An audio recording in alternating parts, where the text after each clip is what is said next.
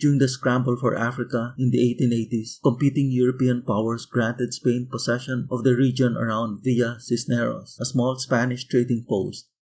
In the following years, the Spanish expanded their control along the coastal and inland areas that by 1936 they had consolidated the territory into what they called Spanish Sahara.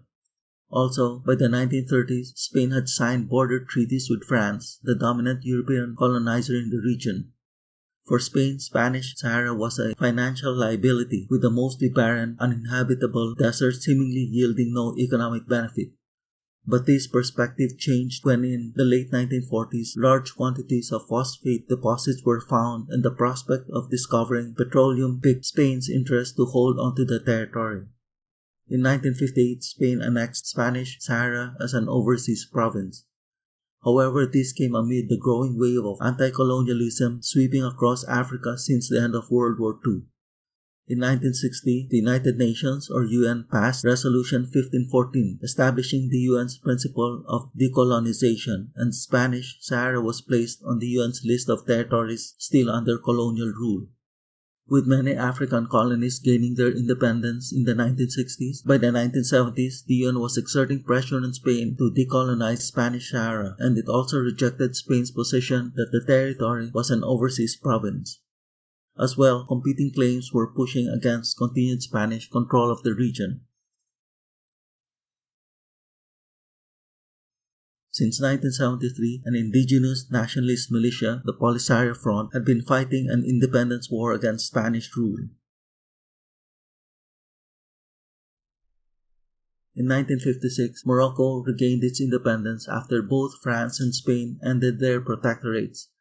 Subsequently, Moroccan ultranationalists advocated for Greater Morocco, seeking the integration into present-day Morocco of lands historically associated with the ancient Moroccan Sultanate. Greater Morocco was extremely popular with Moroccans, but was not official government policy. However, the Moroccan government did not discourage Greater Morocco and even tacitly supported its adherents and actions in support of it. Morocco also claimed Spanish Sahara as historical Moroccan territory and called for its return.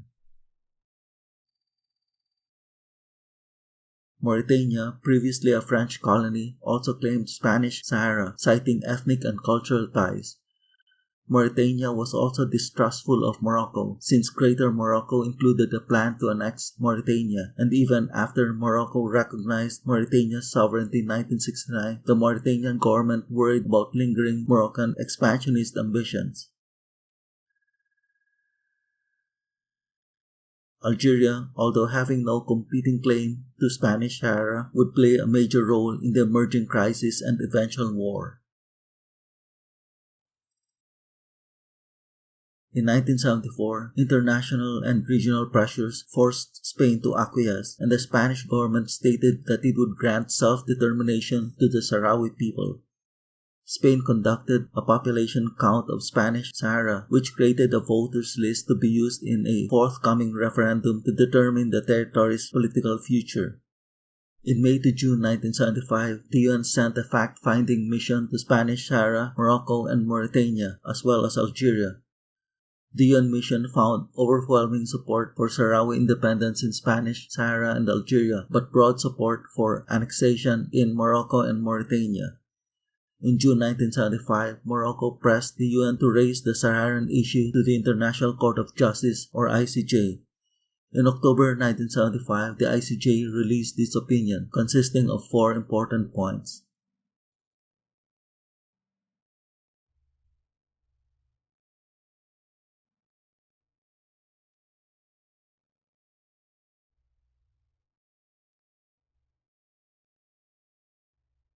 Rather than settling the dispute, the court's ruling radicalized the parties, as each focused on the part that justified its claim. Morocco and Mauritania cited legal ties as supporting their positions, while the Polisario and Algeria pointed to the relevant parts to press the Sahrawis' right to self-government. On November 6, 1975, Morocco applied more pressure on Spain by launching the Green March, where Moroccan civilians occupied border regions of Spanish Sahara before returning to Morocco on November 9th. The crisis could not have come at a worse time for Spain because of the death in November 1975 of General Francisco Franco, who had ruled as dictator for 40 years, and the sudden void of his death and political uncertainty in Spain threatened to ignite into a violent power struggle. Spain's tenuous government was unwilling to face a potentially ruinous colonial war just when worldwide colonialism was at its end. Spain made a final bid to keep its economic, if not political, hold on the region. In September to October 1975, Spanish officials met with Polisario leaders to negotiate the transfer of authority in exchange for economic concessions to Spain, but these talks did not prosper. Also in October 1975, Spanish officials held secret meetings with negotiators from Morocco and Mauritania, which led to the Madrid Accords, where Spain ceded administration of Spanish Sahara in exchange for economic concessions to Spain. By February 1976, Spain had fully withdrawn from the territory, which henceforth was universally called Western Sahara, and troops from Morocco and Mauritania occupied their respective zones. By then, thousands of Sahrawis had fled into Tindouf, Algeria. On February 27, 1976, the Polisario Front declared independence as the Sahrawi Arab Democratic Republic, with a government in exile based in Algeria. Fighting started right after Moroccan and Mauritanian forces occupied Western Sahara, where the Polisario had been waging an insurgency for 3 years. As with their war against Spain, the Polisario engaged in guerrilla warfare against Morocco and Mauritania.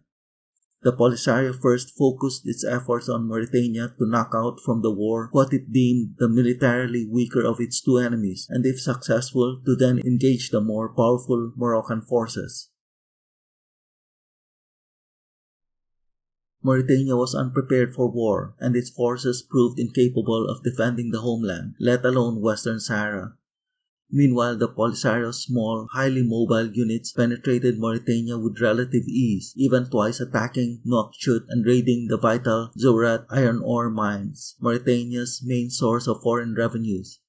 Despite substantial foreign military and financial assistance, by 1978 the war was bringing Mauritania to economic ruin.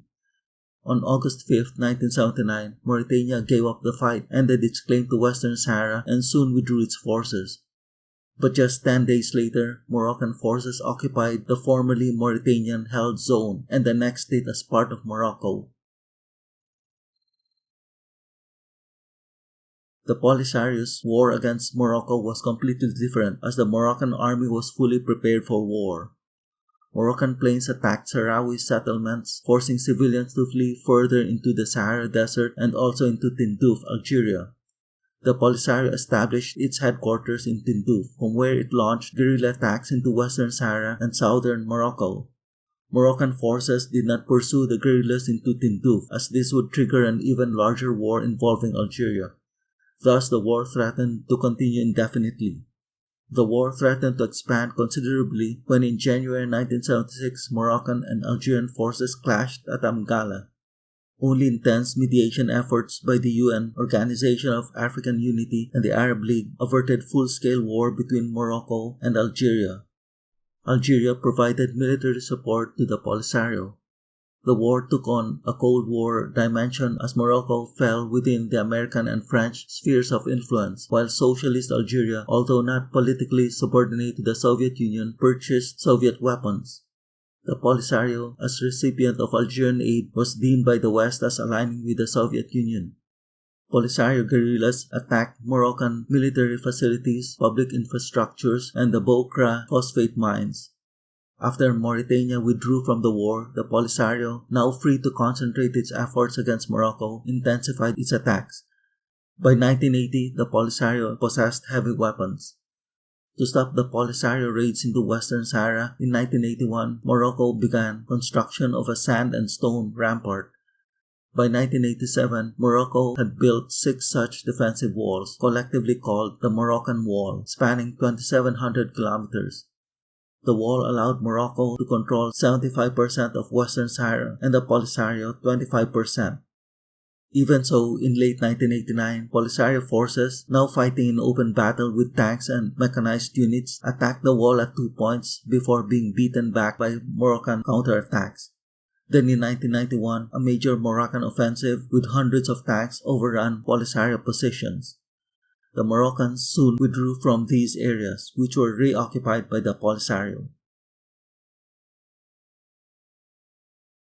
The UN does not recognize the Madrid Accords and continues to regard Spain as the administrative authority of Western Sahara and the Moroccan army as an occupying force there. In the 1980s, the UN made efforts to hold the referendum that Spain had failed to conduct in 1975 to be used as basis to determine either Western Sahara's independence or integration into Morocco. In August 1988, the UN offered a peace proposal that was accepted by Morocco and the Polisario, which included a ceasefire, a new population census to update the 1974 census, and holding of a referendum. In April 1991, the UN formed MINURSO, tasked with conducting a new population census and holding a referendum, and to enforce the ceasefire.